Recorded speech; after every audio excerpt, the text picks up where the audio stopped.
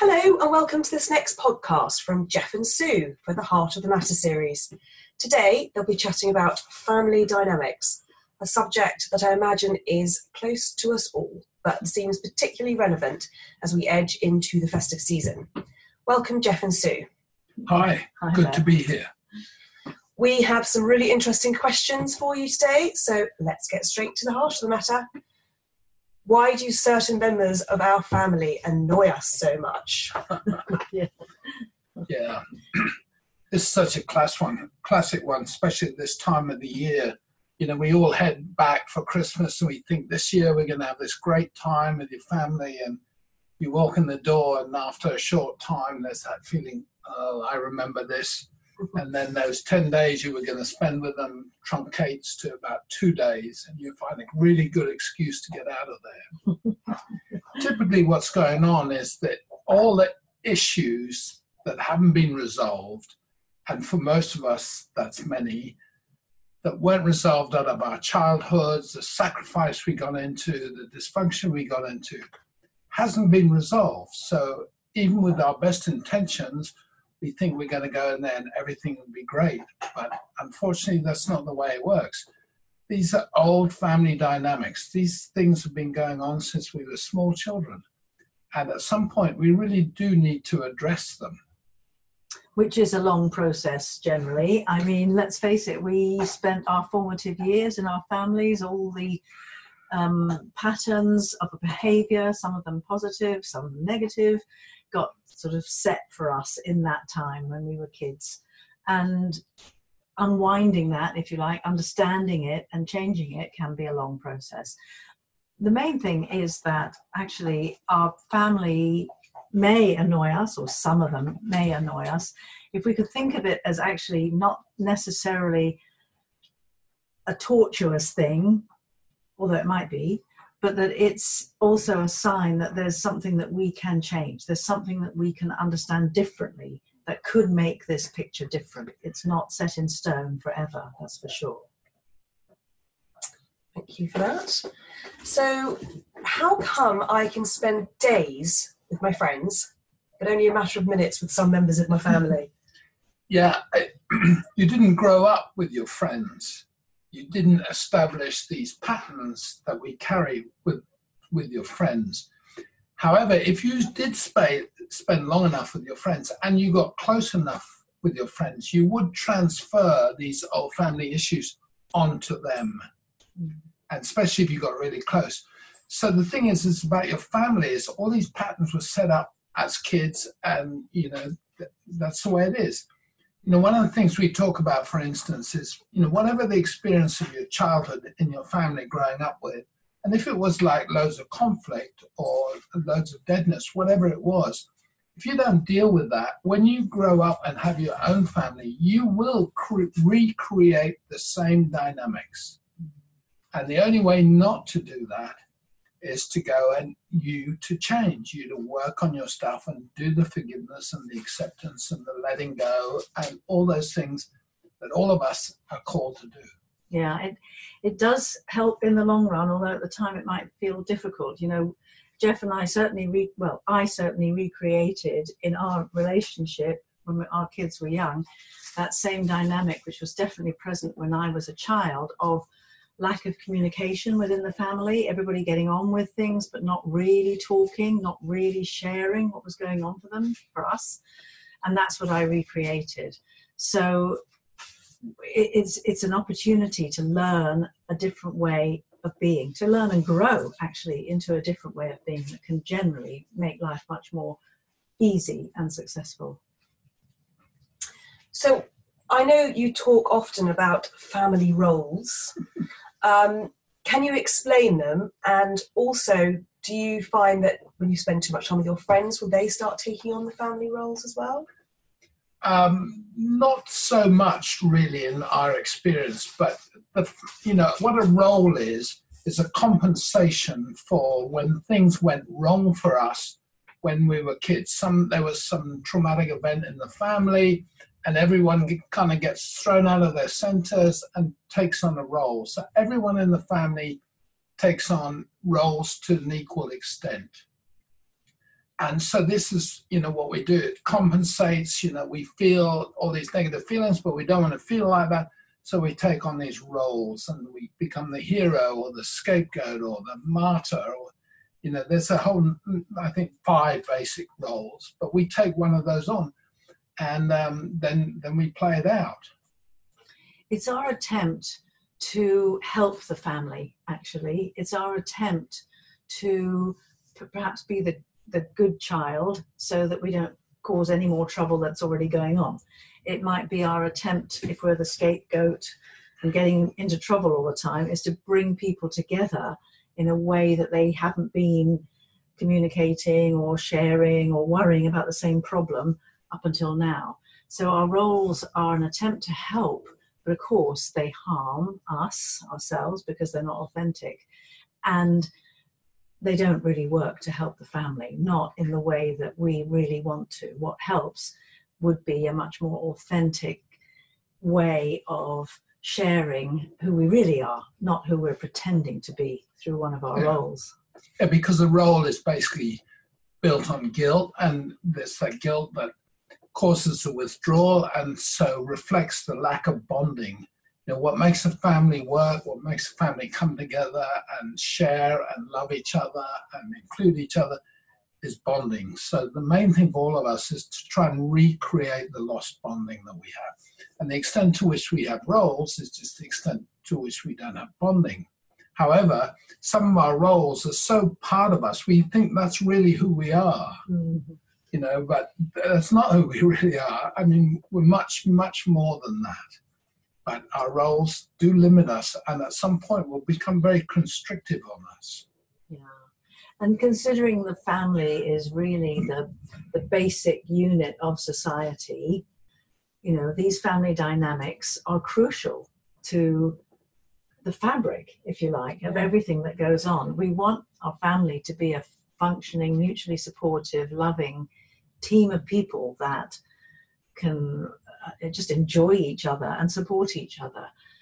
And that's possible, always. But there might be a mountain of stuff to get through before we get to that point. So how can we stop ourselves slipping into our family role then? I think the main thing with all this stuff is awareness about, knowing why you do what you do and, all that stuff. So there needs to be some reflection here, some forgiveness, some awareness about why you're doing what you're doing and why other people are doing what they're doing. So that's the first step, is having the awareness. And then after that, you can sort of realize, this is what I'm doing. And then you can do your healing, rebalance yourself, bring yourself back to your center.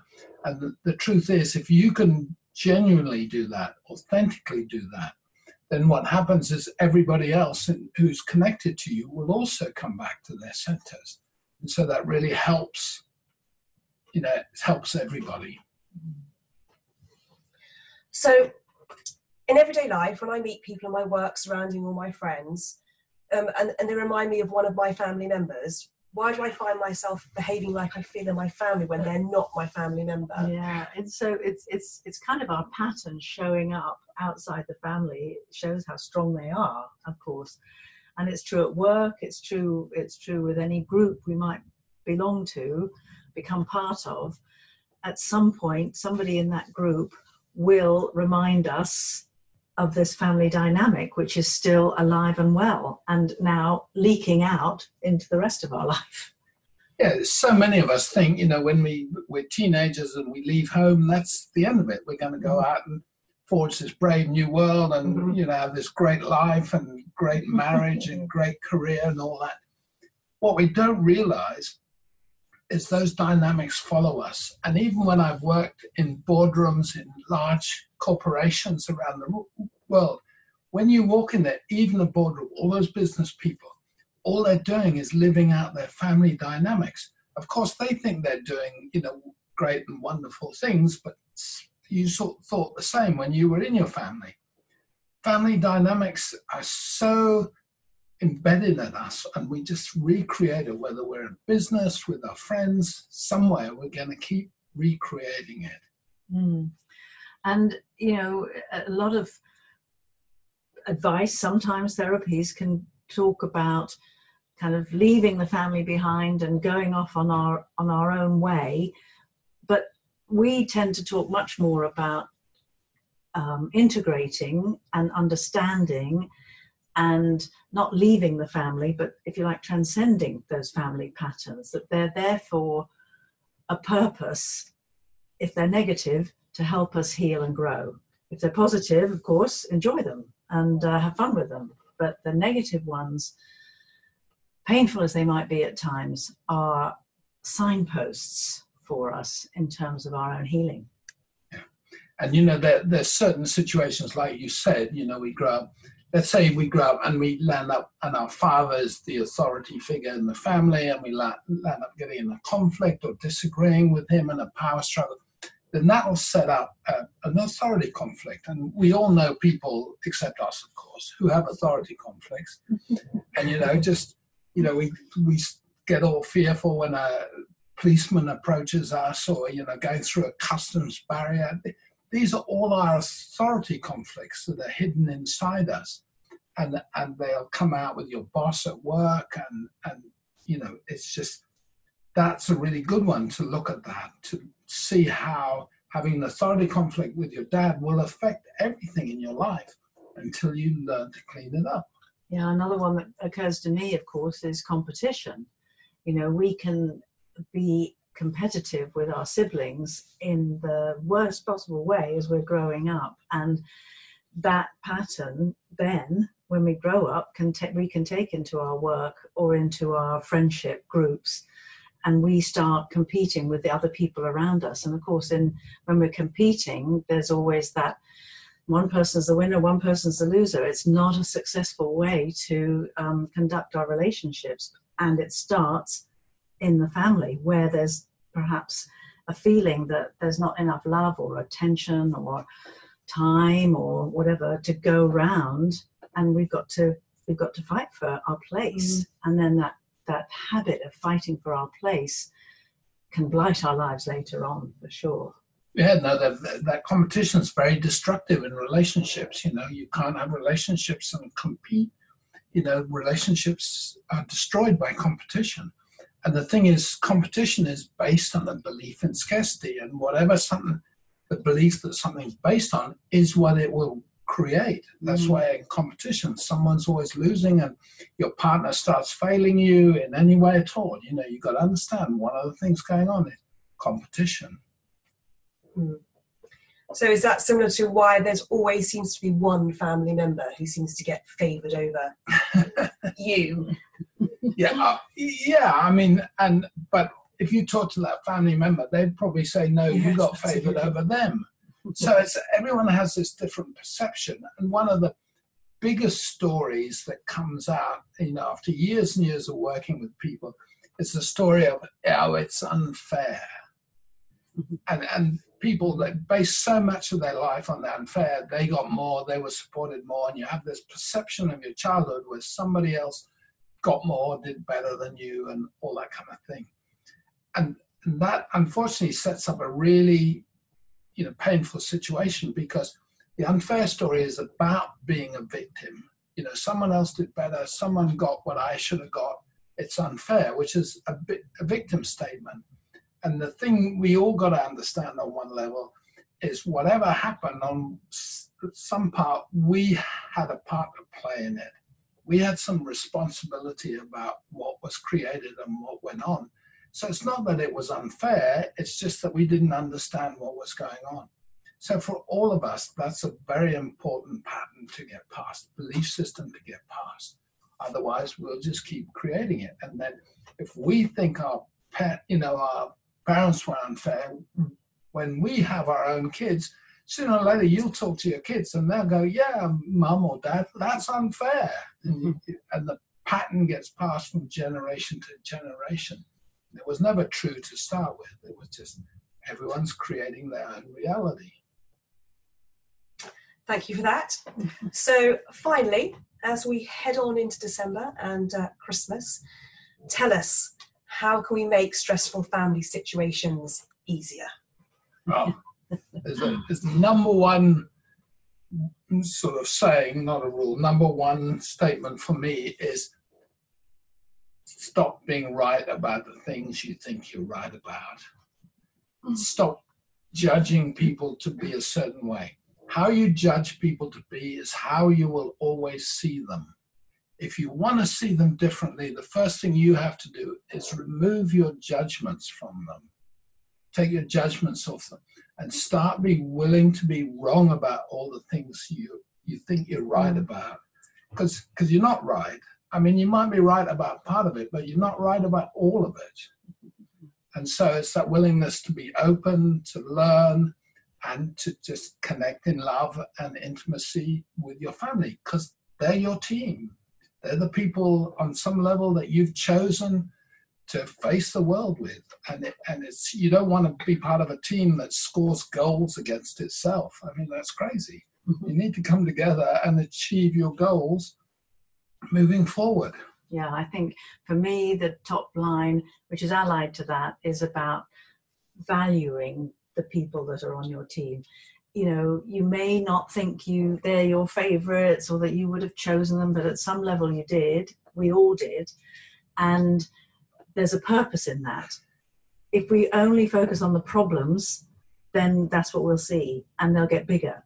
If we could focus on valuing them for some quality, maybe it's they cook really well, or they've got a great smile, or they can really pick good presents, or, you know, whatever it is, maybe a small thing. But if we could focus on the valuing, we will feel more valuable, they will feel more valuable, things will be easier. Yeah.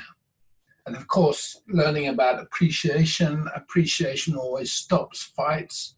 Even you could be in the worst fight in the world and you just take a moment and really appreciate your brother, your sister, your parents, or anyone. The simplest thing, just appreciate them. It'll shift everything. Thanks, guys. That was great. Some powerful insights for us to take forward into the festive season.